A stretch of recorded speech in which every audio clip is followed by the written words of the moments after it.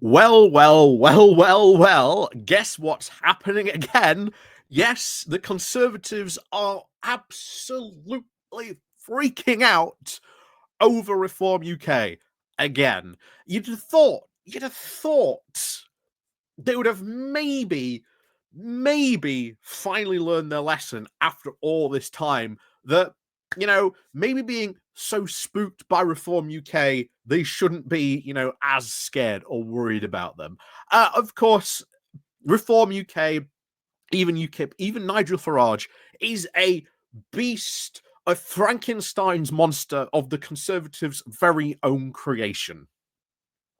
You go back to the good old classic, pre-referendum UKIP days, and yet it was them doing so well in the European parliamentary elections that worried, worried the Conservatives so much that they turned to their lunatic fringe, their Eurosceptic lunatic fringe, and brought them into the fold, which unleashed the referendum and pretty much all the political chaos and all the negative side effects of Brexit that we are still suffering from today. Brexit will be a albatross around the Conservative Party's neck until they actually deal with it. And they daren't, because why? They are terrified now of Reform UK, because they saw at the last election how bad that split was of the right-wing vote. Remember, 25% of the British voting public is like conservative or consider themselves conservative, and that's how they vote. We know that the conservative voting bloc is shrinking ever and ever more. So now they're having to fight even harder for those very small, shrinking percentage returns of the votes. Meanwhile, centrists, or at least the centrist section of the vote in UK, has gotten larger. Who do you think and what side should they be appealing to? Maybe going back to the David Cameron days and having a look at, actual competence, efficiency, doing stuff properly and getting stuff done. No, instead, they are now, or Kemi Badenoch is full on going to be dancing to Nigel Farage's tune. Very, very much so. And I agree, honestly, with Will. Also, Conservative Home, surprised they haven't mentioned it yet, but maybe it's just a matter of time. The guy who created Conservative Home, Tim Montgomery, joined Reform. And this is just the latest now in a series of former Conservatives going over to Reform UK, joining up with Nigel Farage. And here's the thing. All these people that are joining Nigel Farage, they're not the centrist side of the party. They are all the hardcore extremists that are joining that side of the party. So, as I once said, also not that too long ago, if Nigel Farage ever does actually somehow manage to win a general election and find himself in the position of being prime minister, oh boy, he is going to fail spectacularly. That is a guarantee for that. But anyway, we're going to go over some good old classic Tory panic about Reform UK today. And of course, where else better to get that classic, good old hits of panic than, of course, Conservative Home. And of course, our favorite T-boy over there, Will Atkinson. So we'll be getting into that in a moment. But before we do go diving into that, please do remember to click on the like, share, and of course the subscribe button. There are links down below. There's the Patreon page, the Buy Me Coffee link where you can, buy me coffee, the YouTube thank you button, and of course there's the Pony Club down below you can join as well. So thank you very much to all those people who do help and support the channel that way. Like I say, click the like, click the share button on your way out. And now let's crack on into some good old panic. So this comes from Conservative Home, from our good old T-boy, Will Atkinson, with the title of Badenoch Should Beware. A reform advance that begins in Wales will not end there and could consume her leadership. Because, as we're about to dive into, they are massively worried about the Welsh Senate elections. there's a lot of stuff going around, or has been again going around at the moment of the past couple of days as well. It looks like they are potentially going to slip into either third or even fourth place in these elections. If that happens, Badenoch's leadership is over. It's done. It's good night, Irene. She will at that point, I think, have to face some serious leadership challenges and some questions about her leadership and what she has, actually done at that point. There's also another article, maybe we'll go over it tomorrow, someone calling for a reunification, rejoining the right, but we'll go over that one tomorrow. But oh boy, it's just as fun. So let's crack on into this. So, reader, I am no expert on Wales. I enjoyed Fireman Sam as a boy, so did I, Will. God, we all enjoyed a bit of Fireman Sam when we were younger. I have watched Gavin and Stacey, and through half a dozen times, I once shared a Christmas dinner with Kevin Matthews, my better half from Swansea. And of course, I've been promising her I'm not even sure what that is, but she wasn't impressed when I suggested that I had a sneaking respect for Edward I, despite his often poor form. Nevertheless, this week, I found my gaze now inexorably drawn towards the Cardiff Bay. Not because I've got to try and work out what to get her family for Christmas, the Welsh Conservatives are at a very now low ebb. The resignation of Andrew R.T. Davies, followed by the wipeout of every Welsh Tory MP in July, our vote share halved, and at a stroke, whipping out of our post-Brexit advances now in principality. So they are right. The Conservative situation in Wales does not look very good. It does not look good at all for the Conservatives. And this is part now of their panic. And of course, they are now worrying about what's going to happen at the Welsh Senate elections, because it is looking very, very bad indeed for them. So Davis's leadership was completely scuppered by pursuing a Devo-centric course amongst the MSs, who aren't now too keen on making themselves very redundant. But the minds of his colleagues were then very focused by a poll placing the Tories in fourth, behind Plaid Cymru in first, Labour and Reform UK. But under Davies, our best hope now looks to be a very uncertain future as Reform's junior partner. So this is something that has happened, but hasn't been actually too much reported. That there is.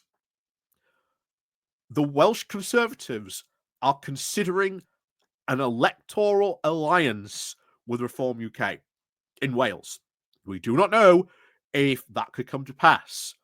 If that happens, though, oh boy, oh boy, that will set the cat amongst the pigeons.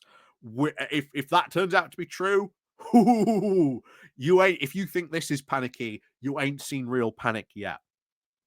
So the next elections are, of course, of what I am obliged to refer to as the Welsh Parliament, are not until the 2026, and Labour there have been in power since its establishment.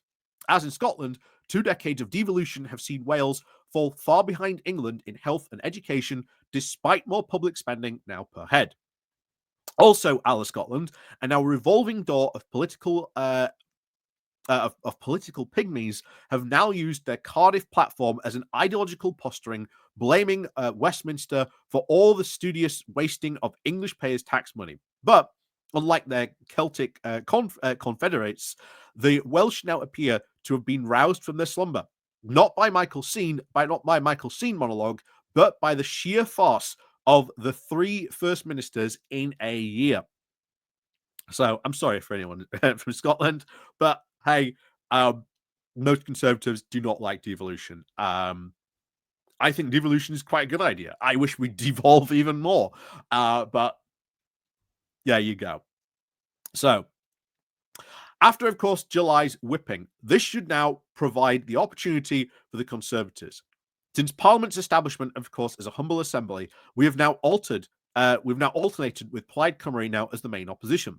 Wales voted to leave, and then since 2016, several polls have now put the Tories ahead, even toppling the red wall including winning seats like Wrexham, Daniel, and Clyde South for the very first time.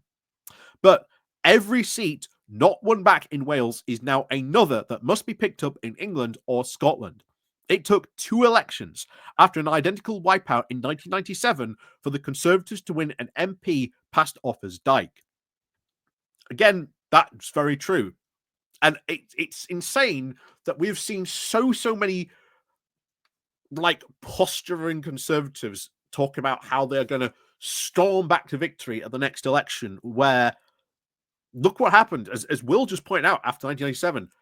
Again, someone who has written these big, chest thumping pieces, for the Conservatives, saying we'll be back to the next election. But he's just admitted something very, very clear there.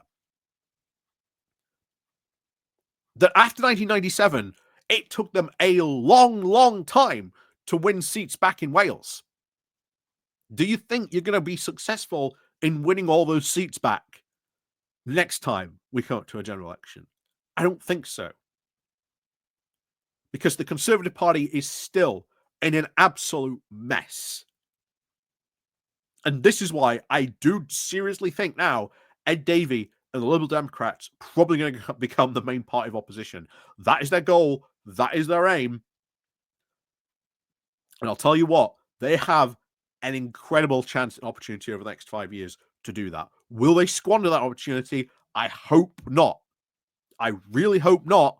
But I'll tell you what, it would also change politics completely if the Liberal Democrats were suddenly the main party of opposition. That would be a massive big sea change in our politics as well. So, but back to this. So, what this poll obviously progresses is now even worse. It would be our potential, even permanent, relegation to the ignominy of a minor party status, as Reform and now scoop up exactly the voters we gained in 2017 and 2019. Such a situation reflects our current trajectory. And this is where they've said the cat amongst the pigeons has now been scattered. That if they are doing this bad, why isn't our message cutting through? If Labour are doing such a bad job, why isn't our messaging cutting through? Why are we in such a dismal state? It is because they need to have a good long look in the mirror, and when they do, they will not like what looks back at them, because it's going to be a very deformed, morphed, Nigel Farage. Because you cannot be the Nigel Farage substitute party when you've already got the Nigel Farage party. Why are people going to go vote for Diet Nigel when they can have Nigel at home? It's the same thing they've been dealing with for years, and they've never ever dealt with effectively. And it has now just become even worse as they've consumed even more of these people who managed to win, but they've gone in even more far right direction, and they've pushed away even more of their voters, which now means they've got to now even deal with Farage even more, because their voting pool is even smaller, fighting for the exact same voter that both Nigel Farage and he is. And I'll tell you what, if Elon Musk gives Farage that money, oh boy, that will be a real boost to the arm for Nigel Farage. If you think Will's panicking now, wait until that happens. So back to this. So, as of course the main opposition, we naturally will win back swing voters as Labour proves abysmal. Will you? Will you?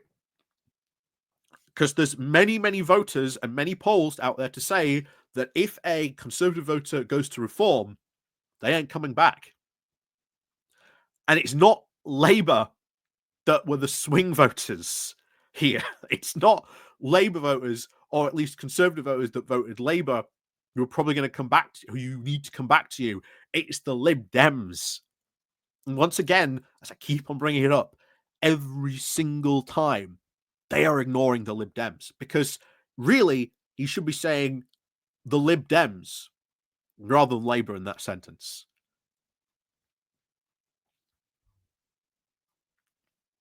And yet, not a word not a word I can guarantee you in this article is he going to bring up the Lib Dems. I say the Conservative Party is in an absolute mess. Such a one that they cannot see that really obvious yellow tiger that's now stalking them. They're more worried about the reform chihuahua that's yapping at their feet than they are about the massive yellow tiger that's slowly stalking them down the street. And it's going to get them. It's going to get them sooner or later, probably in the local elections. Maybe that'll be a wake-up call for them. Maybe it won't again. I suspect it won't. But we'll see what happens in the local elections. So, but Reform are, of course, now trying to hoover up those votes across pivotal England and Wales, who, of course, voted Leave and loved Boris Johnson, but hated his immigration policy. We spat in the face of the 2019 coalition, failed accordingly, and then opened the door to Farage. And they don't even understand why they failed in 2019. They just don't understand why they failed at the last election. They just cannot understand since 2019 what went wrong, because as far as they're concerned, everything was hunky-dory, everything is wonderful, everything was awesome. And then all of a sudden, where's my unicorn gone? why is it turned into this this hobby horse with a cardboard tube on its head? What's happened to my unicorn? They can't understand, and this is so telling, so telling from the way that Will is talking about this. So telling. And this is again why I keep reminding you why we go to Conservative Home, because you get an inside look at just what is going on thinking wise in the Conservative Party. It's fascinating to read. So, without making inroads now into these voters, the next 4.5 years look very dreary predictable. Despite Labour's struggles, we'll be going backwards at the next year's local elections. Again, Labour struggles. Bear in mind, the budget actually working quite well, proving a lot of Labour's critics wrong about that budget. So there you go. Labour aren't as struggling as much as Will makes out. Kemi Badenoch is, of course, now given the benefit of the doubt, since, of course, the same wards were last contested at the peak of Johnson's vaccines bounce, and the general election was only just a year ago. She continues a little wounded.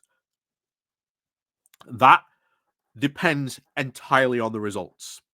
Depends entirely how the Conservatives react to those local election results. I don't think she's going to come off a little wounded. Whilst our poll ratings do at least continue to tick up a little from, of course, Labour's unpopularity, Reform do remain, of course, the big victor. Barring Nigel Farage falling out with the world's wealthiest man, the crossover point will be reached when Keir Starmer is bumped now into third. And at 2026 local and devolved elections, Reform now gains at our expense, and Tory MPs then panic. And I think Will is right. The tipping point might be 2026. Like I say, we've got next year local elections. That will be a key indicator of what happens. 2026, that will be the big pushing point by then. But there'll be a lot of other things that I do not think will be in the same situation by 2026. Like I say, Labour's actually doing stuff, So, and of course, Tory MPs love to panic. And when they panic, they do not make good decisions, which we've seen throughout the past couple of years.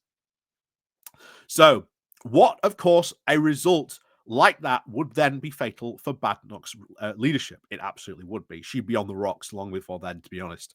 It entirely depends on her standing with her colleagues. She counts on, of course, the instinctive loyalty for under a third of MPs. Every Reform success would provide an opening for her critics to then needle her for a now milquetoast policy on immigration and her apathetic public performances. Wales alone will not help break her leadership, but failures would have to now be on a wider front. But the summer of 2026 looks like when Badenoch will now face her first leadership crisis. It is a rite of passage of every modern Tory leader must endure until someone watches the conclave and realizes that the Catholic Church has been running leadership elections more effectively for centuries. The leader of the Catholic Church is voted in for life. Voted in for life. I do not think you want to be running, voting for your election like a conclave will, but there you go. Like I say, good old Tory panic. So this obviously depends on other parties. The timetable shortens or even lengthens based on the success or lack of our rivals. Labour might get their act together, outflank us on migration, as per PMQs, and of course deliver a genuine increase in living standards. Pigs might also fly. No, I think Labour so far are actually showing they're pretty good on a lot of this stuff. They're actually doing stuff compared to the last 2 years of Conservatives that have done nothing. One of the fun things that happened recently was that they said, or at least they said, that over the next 5 years, Labour are going to deliver like 6.1 million new houses. And then they said, oh, but we delivered that same amount, like less than that. Well, they delivered more than that amount, but they compared their house building record over 14 years, which when you actually compare it to Labour's target for this parliamentary, which will be the next 4 years, they're actually building more houses a year than the Conservatives. So, yeah. This is how you have competent government. Competent government counts for a lot. It really, really does. So also reform then flushed with Musk cash might then break through even more quickly as voters now put a plague on both our houses. Badenoch, therefore, needs to now a concerted 18-month strategy for not only now to try and win back Wales, but also now to see off reform nationally. And again, what is she going to do to see off reform? I don't see her doing it. She hasn't put forward a good, competent strategy for anything. She hasn't even put out any new policies of what the Conservatives are going to do under her leadership. Even when she came out and did this whole thing about immigration, there was no policy there. It was just all talk, no policy, because she knows the second she starts to talk about policy, that is when the splits in the Conservative Party will start to come apart again. And the second she starts to do that, the second she starts to talk about policy, bang goes the party once again into civil warring, even though technically it is once again prepared to do so at the drop of the hat. So, her speech, of course, last week on migration was a step in the right direction. Not for many other commentators on your side, Will, but there you go. But, of course, the considerable hurdles for cash, credibility, and, of course, to cut through do remain. Our founder won't be the last big-name director that Farage woos. The snow globe has been shaken. And that's true. They lost their founder to Conservative Home, as we said at the start. That is significant. Farage is going to be wooing big Conservative names over the next couple of years. And if he can woo them enough, that will make the Conservatives panic even more. So one can obviously be honest about Farage's limitations, whilst agreeing with his quote optimistic boasts about it at the Speckies Awards. Reform will, of course, win dozens of Labour seats at the next election and voters, of course, that we lost. But they're not just going to be hoovering up potential Reform or Labour seats there. They're going to be taking up, Conservative seats as well.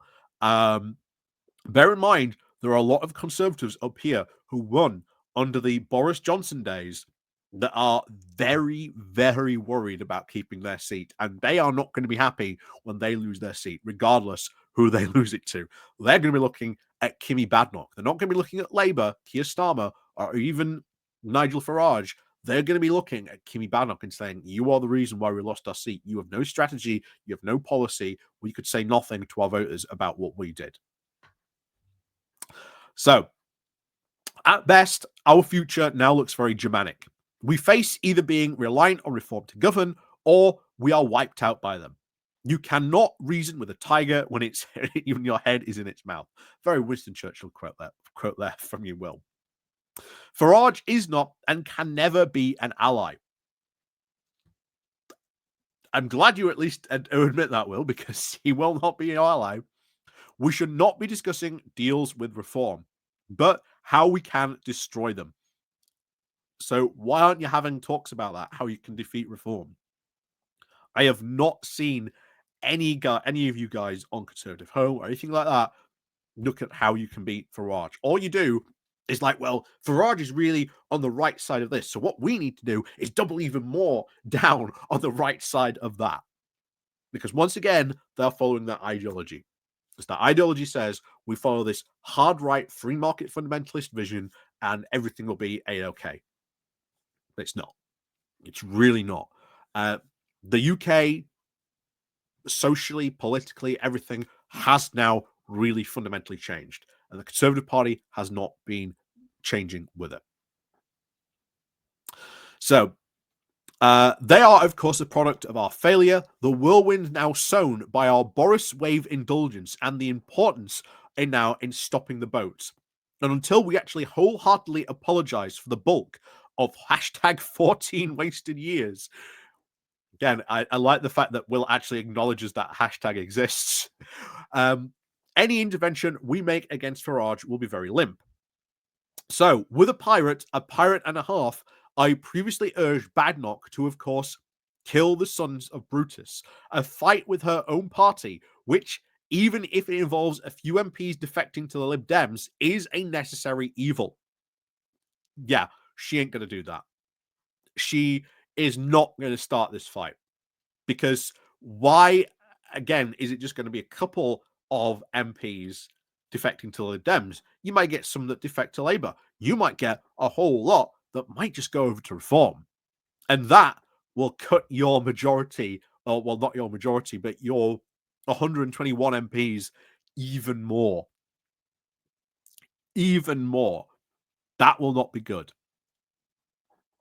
So aside, of course, from some big policy moves, which she is now currently unwilling to make, this is now the only way that she can signal to voters that this is not their father's Tory party. Repent, O sinner.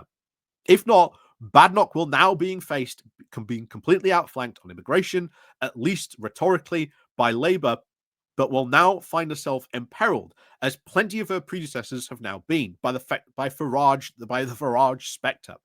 And what started in Wales will not end there. Whoever replaces Davis must now work hand in glove with Badenoch to try and tame the Reform dragon and halt the slide that could soon challenge her position. So, Will there, rightly pointing out right at the end, they must certainly worry about Reform. But what about the Lib Dems? What about all those voters that voted Conservative that went over to the Lib Dems? What are you doing to win them back? You don't seem to care about those voters. And bear in mind, those voters were the majority reason why the Conservatives lost.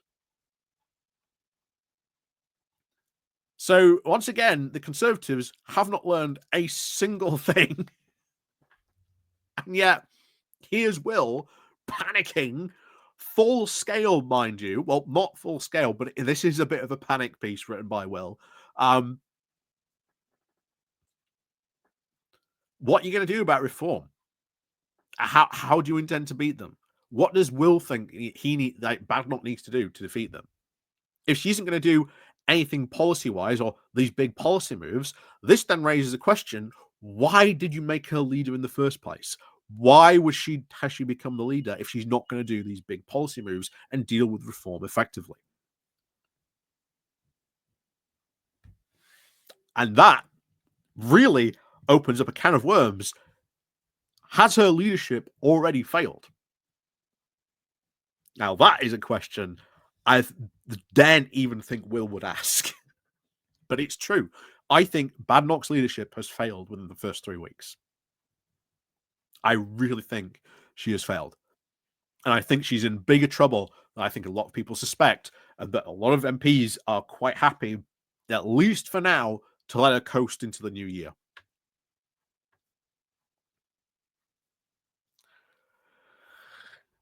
Interesting times ahead, certainly for the Conservative Party. But as always, hey, that's going to be to the Lib Dems' advantage. And like I say, if Ed Davey and the rest of the Liberal Democrats can take advantage of this, then they will become the main party of opposition.